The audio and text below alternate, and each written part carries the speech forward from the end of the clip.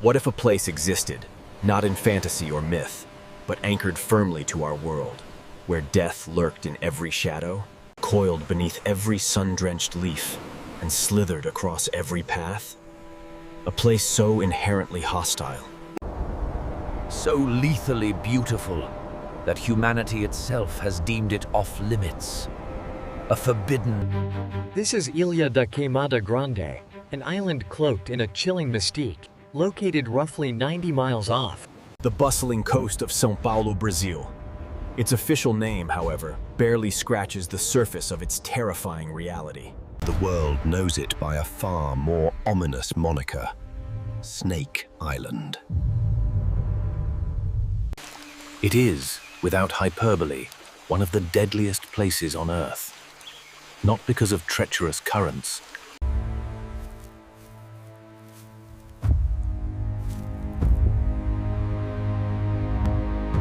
cold-blooded and omnipresent. The island is infested, in the truest and most horrifying sense of the word, with a population of venomous snakes so dense, so concentrated, that it beggars belief. Experts estimate that in some areas, there is one snake for every square meter of land. Imagine stepping foot onto that shore.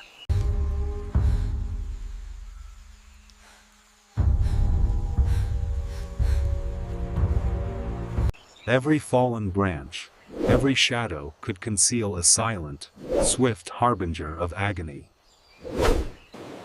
The very air of Ilha da Queimada Grande seems to hum with an unseen, primal energy, a testament to the sheer volume of reptilian life that dominates its ecosystem. For centuries, this island has been an isolated crucible, a natural laboratory where evolution has forged a creature of unparalleled deadliness, the golden lancehead viper. This isn't just any snake. It's a species found nowhere else on the planet.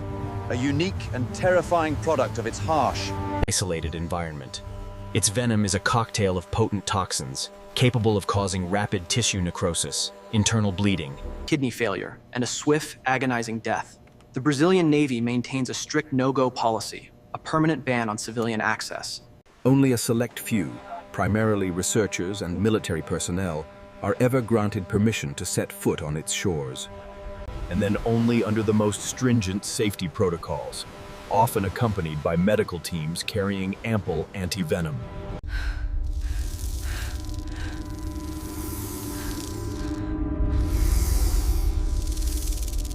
Among local fishermen who give the island a wide berth, Ilha da Queimada Grande is not merely dangerous, it is a monument to nature's untamed fury.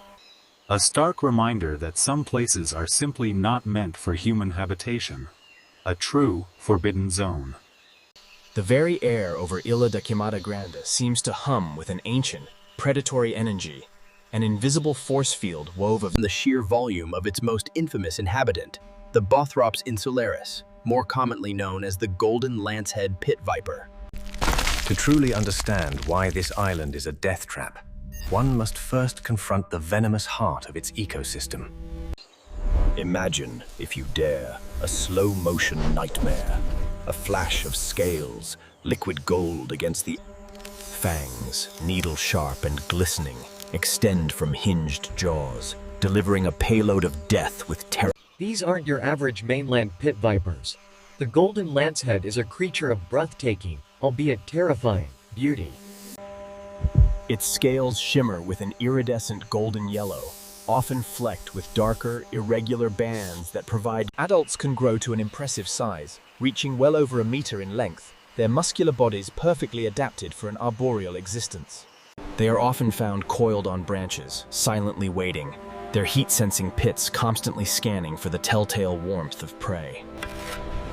But it is their venom that truly sets them apart, a biological masterpiece of destruction. Have pushed the toxicity of their venom to an extreme. It is estimated to be 5 times more potent than that of their mainland relatives. A super-concentrated cocktail of cytotoxins, hemotoxins, and neurotoxins. A single bite can induce rapid tissue necrosis, turning flesh black and putrid in a matter of hours. This is swiftly followed by systemic organ failure, particularly the kidneys. And catastrophic internal bleeding, as the venom actively destroys blood vessels and prevents clotting. The pain is said to be excruciating. A burning agony that quickly spreads as the toxins course through the victim's bloodstream. The sheer density of these serpents is what truly boggles the mind and fuels the island's fearsome reputation. Goals. In certain areas, particularly the more open clearings where they bask, estimates suggest a population death. Imagine taking a single step and having the potential to land within striking distance of multiple apex predators. It's a living minefield, every branch. Every rock, every patch of undergrowth, a potential ambush point. This extreme venom and high population density aren't random. They are the result of a brutal evolutionary arms race. With limited mammalian prey on the island, the golden lancehead's primary food source consists of migratory birds that stop to rest. To ensure a meal doesn't simply fly away after being bitten, the venom evolved to act with astonishing speed and lethality. It needs to incapacitate a European robin almost instantly, causing it to drop from the sky before it can escape. This rapid kill mechanism, so crucial for a bird-eating snake, is precisely what makes it so catastrophically effective against humans. On Ilha da Queimada Grande, the island's history, beyond its reptilian inhabitants, is a testament to this unforgiving reality. For decades, before its true menace was fully understood,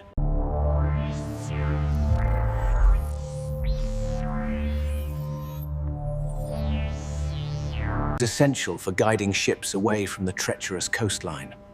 Initially, it was a manned outpost, a lonely vigil kept by... imagine the isolated existence, the constant roar of the ocean, the endless expanse of the horizon.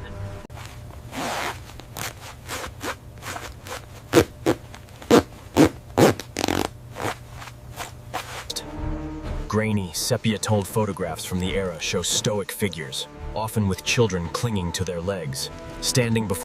The most chilling tale, one whispered among the few who dare speak of the island, concerns the last family to man the lighthouse. It was the early 1900s, and the keeper, his wife, and their 3 young children were nearing the end of their 6-month rotation.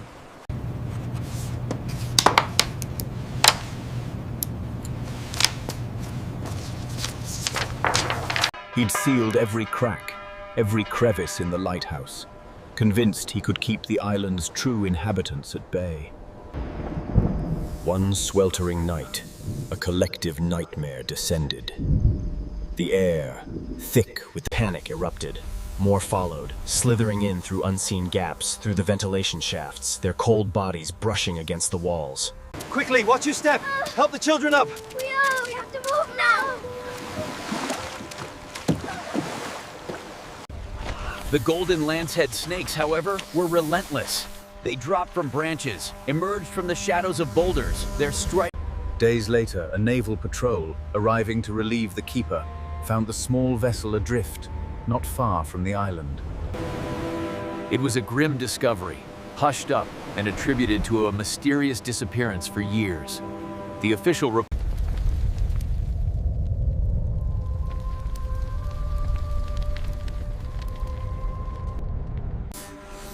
Now, its lonely beam sweeps across the treacherous waters, a silent sentinel, powered by solar.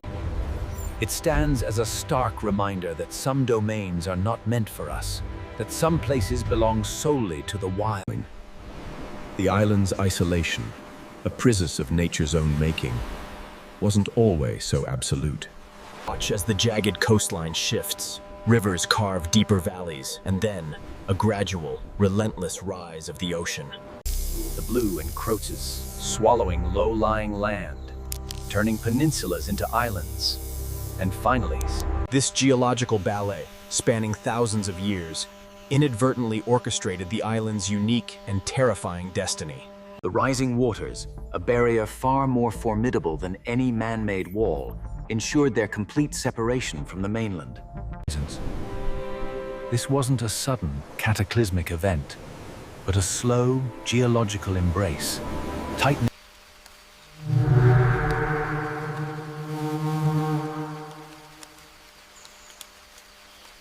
But on their newly formed island, These natural checks and balances simply didn't exist.